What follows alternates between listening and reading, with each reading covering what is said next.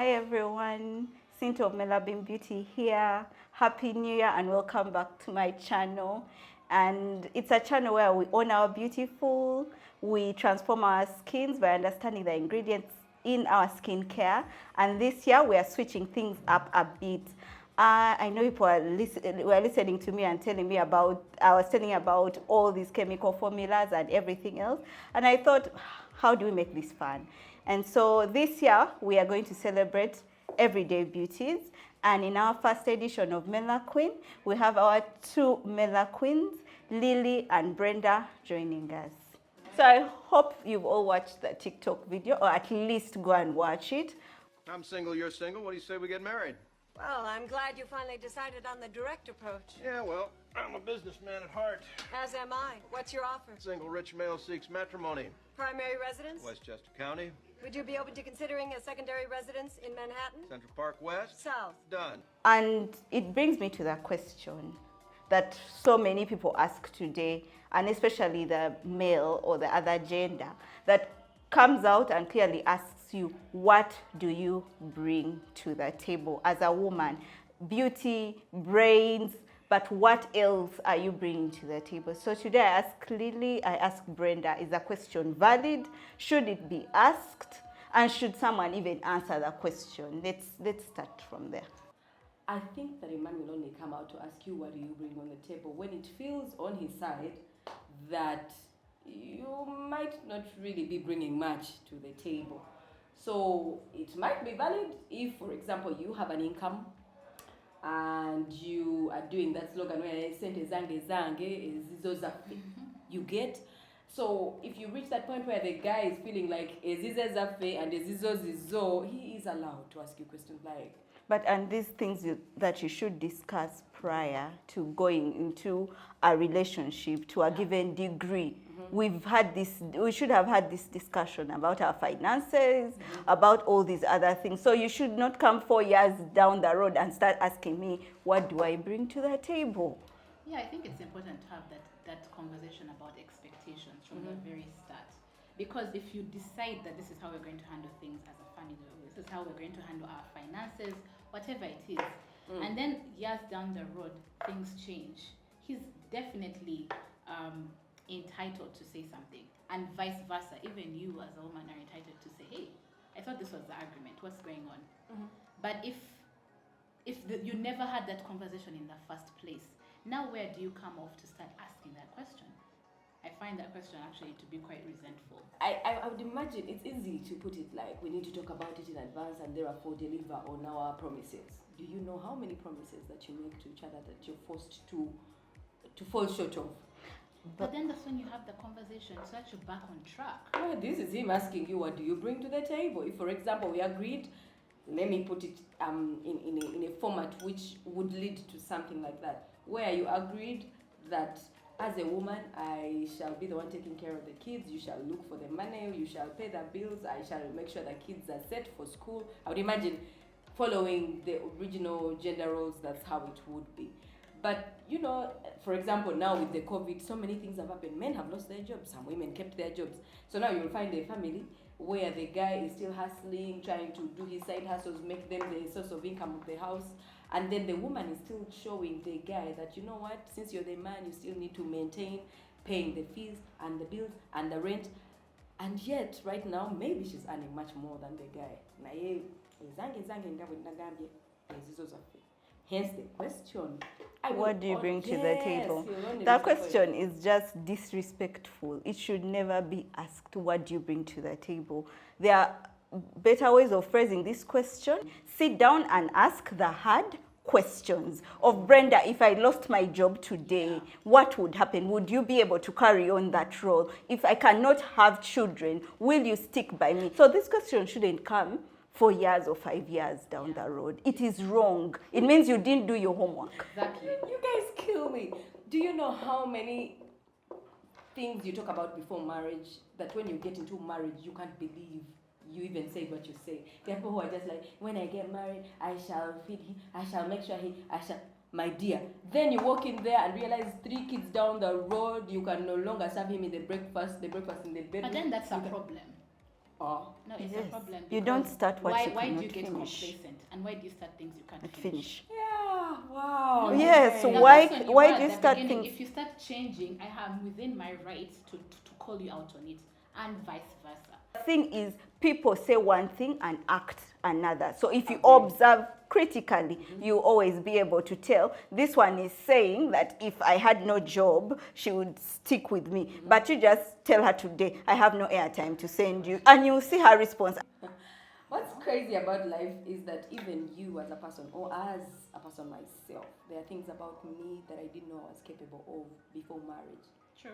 You know, it's a life of changes. It's a discovery journey for you and your partner. For you to say, they say this, we discuss this, they should be this, it's just too much. But then, Brenda, you're expectation. justifying why no one should ever ask you what you bring to the table, because things are always changing.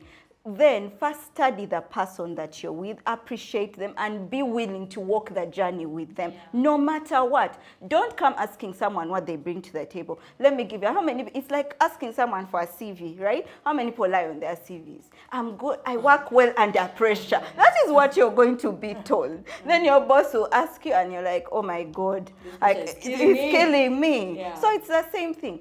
Do the work during the dating, and then you won't have to ask that question, what do you bring to the table? So for my research, men actually argue it out like this, that everything we bring to the table, they can buy. A child, they can get a surrogate. Cleaning the house, they can get cleaning services. Cook, they can get a chef. What is it that we bring to the table? And then they're also saying we have realized that our worth, so women should prove their worth. So they are also saying we are high value men. Women, please show me your value apart from those things that I can go and purchase off a website or off I don't know where.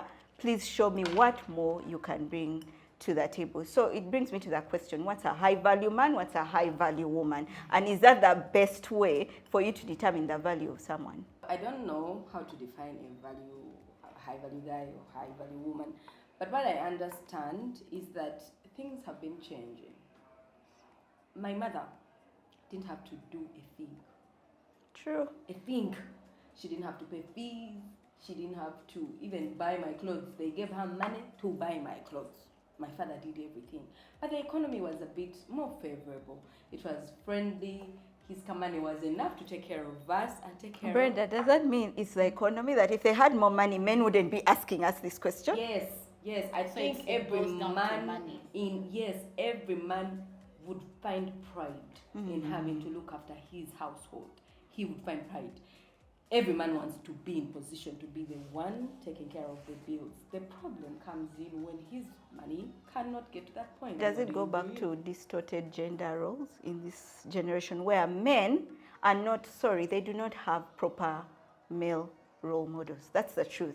Okay. Because no offense, the number one role of a man is to provide for his Yes, family. yes. And those are special circumstances when he cannot fulfill that role. So how do you defend a guy who meets you on the first date and is asking you, what do you bring to the table? no, You've no, not no. even started providing for the family. How are you defending that? That one is straight out rude. Yes, Disrespectful rude. and stuff. I would say that in a relationship, let's say, get it from a relationship perspective, you are two people, you are partners. That's how I True. look at it. True. So, yes, the economy is not as good as it used to be. So, definitely having a two-income household makes more sense.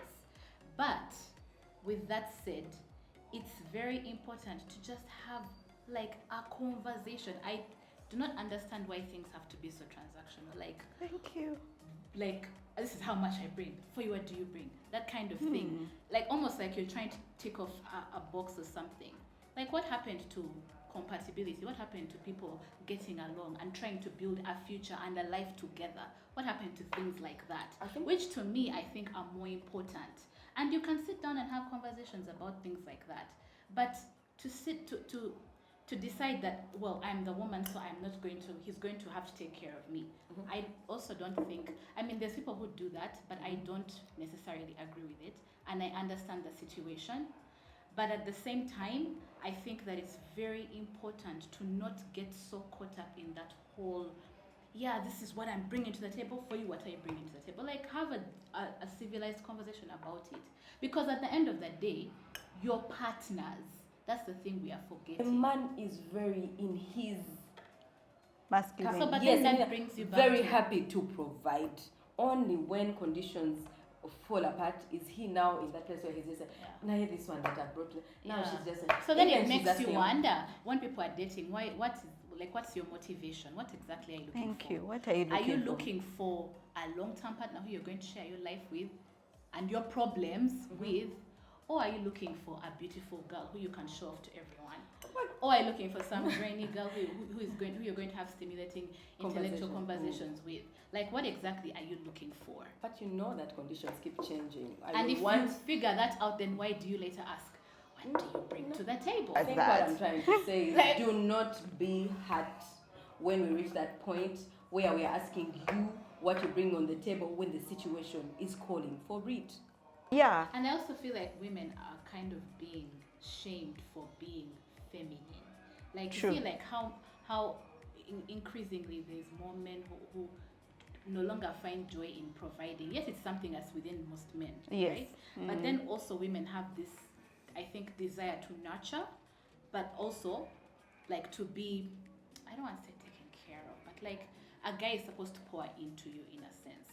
But I feel like there's more and more people are starting to find issue with that. Now we are focused on you have to be independent, you have to do your own thing. Like, there's more pride in that. And I then we get ask that. people who stay home, what do you do with all Yes, your time? exactly. It's so wrong Like, for we you shame to women stay. who Yeah, we are shame. like that. Yeah. So it's like there's no balance. It's like we're almost at extremes. I think it will go back to the way we bring up the boy child. Yeah. Number one, we need to have these conversations with them, and their role models, their fathers, should tell them that it is, if you cannot provide for your family, it is also okay. A lady or a girl or a woman can step in. So that we normalize some of these things. It's because it's so abnormal in our society that when it happens, the guy resents you, that chick is like, you, what do you do around here? Then when the chick is not bringing anything to the table, you, what do you bring to the I table? don't know if I want to start teach my son to think that it's okay. But you're that raising time a when very independent daughter. both should equally That's be what, raised. yeah. That's what Yes, we are and that's saying. what we are saying. Okay, I think what she's saying is, like, boys should be taught to learn to be more vulnerable. Yes. Like, what I'm saying is, like, learn how to ask for help when you need it. Boys are taught to be strong and, like, you can't show any emotion, you can't show any feelings, and then you're raising a woman who is very strong and very independent, and then you're raising a guy who doesn't even know how to express himself. And to let you know when he's struggling. Expressing myself does not necessarily call for me being dependent on my partner. You don't have to be You're not dependent, It's your not- no, but partners. partners should depend on each other. Each other. There should be a healthy Balance. balance. Like, I should be able to depend on you, and vice versa. But the African society and African upbringing, now it's imbalanced. yeah, always says the man handles it. The man Yes. handles it. And if he fails, he's a yeah, failure. yeah. If he fails to do that, Yes. he's a failure. I But agree. things happen. I can't No, happen, but life you just said happens. COVID happened. Exactly. It's not because People they lost want. their jobs. See, that COVID happened and therefore you're unemployed does not mean that you should sit back and relax because your wife now is taking care of your household. You Please see, feel you know why men disturbed do on the stuff like inside that? enough to start to look for another source of income because that's your job. But he wasn't taught, I agree with you, but he was not taught how to deal with those things. When men become depressed, they shut down. They just shut down. So you'll see a guy staying at home, he's not talking to anybody, he's just there on his video games. But really, truly, what's happening is that he's depressed. And he can't talk to his wife about it because he feels he's going to be shamed and he's going to, and society has told him, if you cannot provide for your family, there's something wrong with you. You've failed as a man. So what does Yeah. he do? You know how many men commit suicide because because And they are they the ones who couldn't commit tell. suicide Yeah. the most. And then there are They those keep who things don't commit bottled up. suicide and get out of that shell. Guys, please, we are not going to calm down and settle for the ones who are choosing to commit suicide. So we should nurture our children to be the guys. No, we are that not comfortable. saying that. No, and we're you're- not saying be comfortable and be lazy. How We're are you saying, not? No, we are not saying that. What are you We are saying, because when she hears that vulnerable, she thinks weakling. I am saying be able to express yourself and share with your partner what's actually going on with you. Yes. Don't hide They it. don't. They do not. That, They I just think shut that down last and story go to we their had man where caves. everyone went to bed and the guy just went and hanged himself. Yes. Everything seemed fine. The wife was They like, don't I share. cannot believe it. He did not tell me. Men in the African society will not talk everything. A guy will even pick his bag and go to work 365 days a year, and yet he has no job. Where does he Exactly, go? yeah. Sit somewhere He pretends he and has a pretends job. that he has You know a what? job. Because The he would example you rather just lie than be a failure. Yes. The example you just used is for a person from a very developed economy, a developed country. When are you going to catch up? Like, when are we, who are in a developing economy, going to catch up to the level? I would imagine that then they reach that point where they have taught their sons to express themselves You start where now. there is. Yeah, Your indeed, we mother. start now. Start Your now. mother. Start now. I am not Raise. going to teach my son to be a wimp. When you can't provide, get yourself Whoa. on your feet and look for that money, because your house. So who is depends he going on to you. come to if he cannot come to his mom to talk, because you're going to tell him he's a And wimp? that's why And men it- are yes. fear women, because they fear women who are accomplished, because they are not taught how to be strong. Like we end up raising insecure men. They cannot stand up to an accomplished woman. Guys sitting at home and not bothering to go and get a job. Isn't that already what you would call That's also a wimpish bad behavior? example to my children. If anything, get out and pretend to be looking But for what a I'm job. trying to help you understand though is that there's a genesis for why that man is behaving like that. And we need That to. sitting on the Yeah. couch, being a couch potato, that is a sign of depression. There's something wrong with him. Because every man wants to go out and provide and make money and have something that he can call his own. No one wants to sit there and do nothing. So if you see somebody doing that, most likely he's depressed. But what I'm saying is, if we can raise our children, our sons, to learn to be more open about how they're actually feeling, I think- maybe they'll be able to stand up next to women who are strong and accomplished and go out and make their own money. They won't think being vulnerable is strength anyway. I'm going to raise my And I support you. So there are many love languages, and so many people, their love language is actually receiving gifts. I'm not one who appreciates gifts much, but I know there are people who appreciate gifts, and Valentine's Day is coming up, and there's all this hype. So I'd just like to hear from you guys about gifting. Should the men be the only ones? Because it seems chicks always believe it's the men to buy them Valentine's gifts. Like women on the other side, I don't see them doing that much shopping or putting in a lot of effort. But once the guy does not send her flowers or chocolates, my God, you're blocked, you're what, you're all these things. We have the Speaker of Parliament who just gave out a You car. know. I think that we've reached that point where, well, of course, it's always wiser. When I give you a gift of like 1K, you should be doing one of 10K. I'm keeping it low. Why? That's how it should Why? be. Because we are in that mode where, husbands are husbands, men are men. We are the ones being chased. I can't be there spoiling you. What if you're earning more than him? Either way, keep it lower than him. He don't want to. He's not really looking to see you, showing him that you can buy expensive. But it's not a thought that counts. I'm not showing you that I can buy you. Yes. It's just that I can now afford to give you a Range Rover. Yeah. I don't know. I would still advise. You think that's too much? A Range Yes. Rover? You see how the world was talking about it. If it wasn't a big deal, they wouldn't have given No, it would that you much give your attention. But is it because If it's I not? had the money, I wouldn't mind giving my husband a Range Rover. See? So it's okay. Give him a Range Rover. He should have more money than me. So if on the if Range you're Rover. giving him the Range Rover, that means He should give me much. a Okay. spree, like visiting the whole world. Like, that's what he should be doing for me.